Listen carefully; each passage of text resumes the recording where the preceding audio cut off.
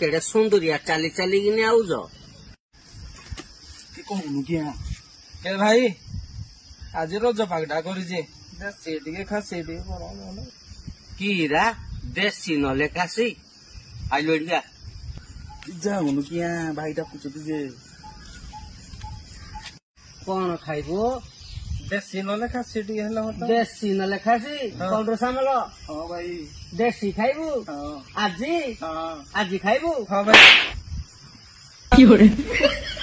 ଆଜି ଖାଇବୁ ଦେଶୀ ନହେଲେ ଖାସି ଆଜି ପରା ମହାପ୍ରଭୁଙ୍କ ସ୍ନାନ ପୂର୍ଣ୍ଣିମା ଆଇଁଷ ଖାଇବୁ ଏ କଣ ସାମଲ ଏଠିକା ଏଠିକା କଣ ସାମଲ ଏଠିକା କୁଆଡେ ଦୌଡ଼ିକିନି ପଳଉଥିଲୁ ଆ ଆଜି ଖାଇବ ଦେଶୀ ନହେଲେ ଖାସି ଆଜି ଆମ ମହାପ୍ରଭୁଙ୍କ ସ୍ନାନ ପୂର୍ଣ୍ଣିମା ଇତି ଇଚ୍ଛା ଅଛି ଦେଶୀ ଖାଇବା ପାଇଁ ସିଧା ଘରକୁ ଯା ବାଇଗଣ ପୋଡିକିନି ବାଇଗଣ ଲଟର ପଟର କରିକିନି ଖାଇବ